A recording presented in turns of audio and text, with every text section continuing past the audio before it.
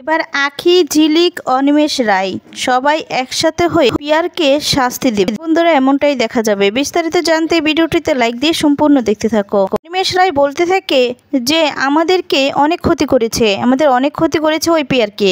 তখন দেবা বলে শুধু আপনাদের নয়, অনেকের ক্ষতি করেছে, অনেকের অনেক ক্ষতি করেছে, এই সব কিছু হিসাব ওকে দিতেই হবে। ঝিলিক তখন বলে হিসেব আমরা নেব। তখন অনিমেষ রায় বলতে থাকে শুধু একটাই আক্ষেপ রয়ে গেল, তোর মাকে যদি খুঁজে পেতাম।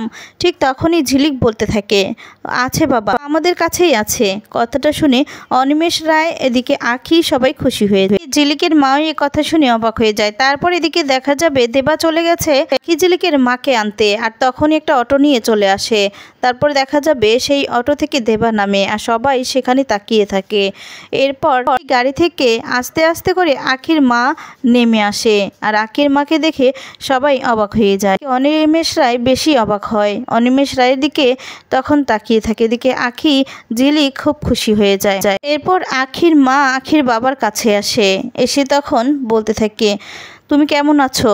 এরপর আঁখির মাকে বলছে তুমি কেমন আছো, আর তখন বলছে তোমাকে ছাড়া ভালো থাকা যায়, ভালো থাকতে পারি।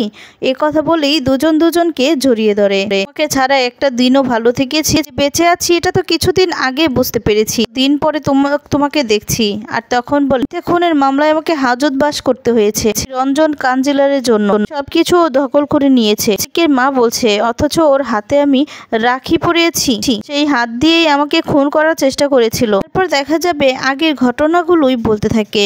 যেদিন অনিমেষ রায়কে পুলিশে ধরিয়ে নিয়ে গিয়েছিল, ঠিক সেদিন আঁখির মাকেও মারতে চেয়েছিল, পিছন দিকে একটা লাঠি দিয়ে মারে, আর তখন মাটিতে লুটে পড়ে যায় আঁখির মা। অনিমেষ রায় বলতে থাকি তোমাকে আর আমি আঁখিকে অনেক খুঁজেছি জানো তো, তো জানতাম না যে আমাদের মেয়ে পাখি ও কিন্তু বেঁচে আছে, ওকে আরেক মায়ের কাছে পাঠিয়েছিল, ভেবেছিলাম তোমাকে আর কোনোদিন দেখতেই পাবো না। তখন ঝিলিকের মা বলছে আমি কিন্তু জানতাম যে আমি কিন্তু আশা ছাড়িনি যে তোমার সাথে একদিন না একদিন দেখা হবেই, মরার আগে অন্তত তোমার সাথে একবার যেন আমাকে দেখা করিয়ে দেয়। অনিমেষ রায় বলে আমি তো বিশ্বাস হারিয়েই ফেলেছিলাম, আর তুমি সেই বিশ্বাস না হারিয়েই বেঁচে আসছিলে। তখন বিশ্বাস ছিল বলেই তো তোমার সাথে আমার দেখা হলো, বিশ্বাস ছিল বলেই তো তোমার মেয়ের কাছে আমাকে পাঠিয়েছিল, কোনো কিন্তু ভাবিনি যে মৃত্যু আমার জন্য অপেক্ষা করছে।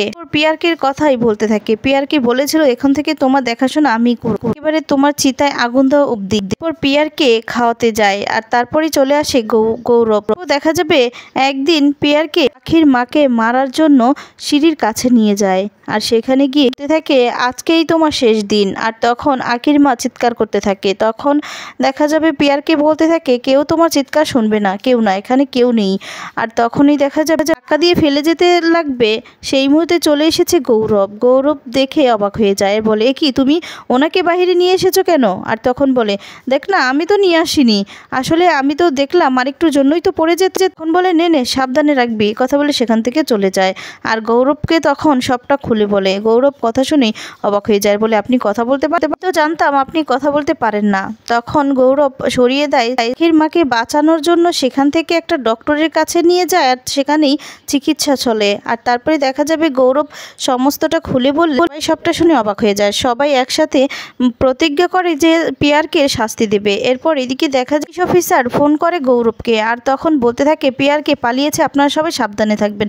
কথাটা শুনে অবাক হয়ে যায় সবাই। ঝিলিক তখন ফোন করে বলতে থাকে পিয়ারকে কি করে পালালো, আর আপনারাই বা কি করেন, আপনারা দেখতে পারলেন না, আপনাদের দায়িত্ব, আপনারা খুঁজে বের করুন পিয়ারকে। এরপর দেখা যাবে গৌরব বলতে থাকে আমাদের সবাইকে সাবধানে থাকতে হবে, পিয়ারকে যে কোনো মুহূর্তে যে কোনো কিছু করে দিতে পারে।